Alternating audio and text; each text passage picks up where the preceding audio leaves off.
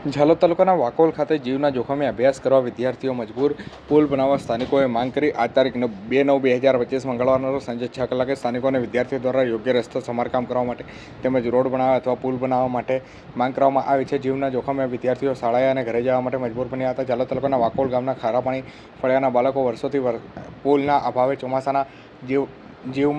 ચોમાસામાં જીવના જોખમે નદી પાર કરવા માટે મજબૂર બને છે. ત્યારે ડુંગરી હાઈસ્કૂલમાં અભ્યાસ સાથે ગાંગી કોતર પાર કરીને અભ્યાસ કરવા માટે બાળકો જતા હોય છે. ત્યારે વાલીઓ અને બાળકો દ્વારા સરકાર પાસે પુલ અને રસ્તાની માંગ કરી રહ્યા છે. પહેલાંના સમયમાં અહીં પગદંડી રસ્તો હતો, જેથી ગામના લોકો અહીં વાકોલ ગામના ખારાપાણી ફળિયાથી ડુંગરી ગામ જવા માટે ઉપયોગ કરતા હતા, જેમાં હવે તળાવનું ખોદકામ કરતા તળાવ ઓવરફ્લો થતાં ચોમાસાના ઋતુમાં બાળકો અને સ્થાનિકોને અવરજવરમાં ભારે મુશ્કેલી વેઠવી પડી રહી છે. બોલો.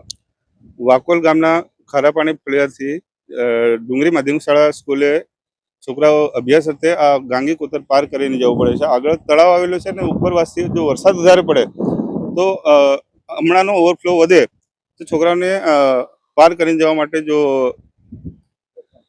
જોખમ ઊભું થાય છે. તો કોઈનું ઘરનું ભવિષ્ય છીનવાઈ નહીં જાય, ગામનું ભવિષ્ય છીનવાઈ જાય એના પહેલા અમે આપના માધ્યમથી સરકારશ્રીને જાણ કરવા માંગીએ છીએ કે કોઝવે બને કાં તો પુલ બની જાય અને છોરાને જવા માટે સરળ થાય એ માટે અમે અહીંથી જવા માટે કોઈ ગામનો બીજો રસ્તો ખરો?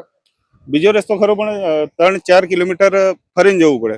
શોર્ટકટ અહીંથી જાય તો 1.5 કિલોમીટર સ્કૂલ આવી જાય. તો હવે શું માંગ કરી રહ્યા છો? અહીં કોઝવે બને કાં તો બ્રિજ બને, એ અમારી માંગ છે.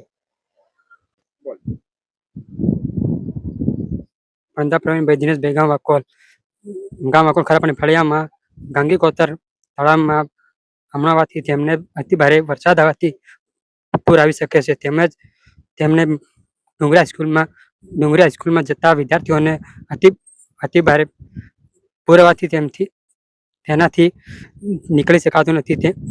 તેમજ તે રસ્તો બીજો કોઈ છે નથી અને તેમજ આ રસ્તેથી જઈ શકાય છે અને બીજો રસ્તો છે તેમાં 5-6 કિલોમીટર ચાલીને જવું પડે છે. એના કારણે અમારે અહીંયા ગાંગી કોતરમાં પાલની સુવિધા અને રસ્તાની સુવિધા જોઈએ છે. તમારું નામ? અંધા પ્રવીણભાઈ દિનેશભાઈ. બોલો. હા, જૂનો રસ્તો છે. આ બધા છોરા કપડી જાય, પડી જાય છે, બધા પલળી જાય છે, કપડા બધું પલળી જાય છે, ચોપડા પલળી જાય, બધું પલળી જાય. કેટલા વર્ષોથી આ સમસ્યા છે? આ તો બહુ વર્ષ થયા છે. જૂની વાટ હતી પહેલે તળાવ બંધ ખાડો ખોદી નાખ્યો બધો, તો પછી બધા પેલો પથ્થરમાં પડી જાય છે. તમારું નામ? ગુલાબભાઈ ભૂરા. બોલો. અહીંથી અવર જવર કરવા માટે પૂર્વજનો વર્ષોથી ચાલતા જ ના આવતા હતા, પણ આ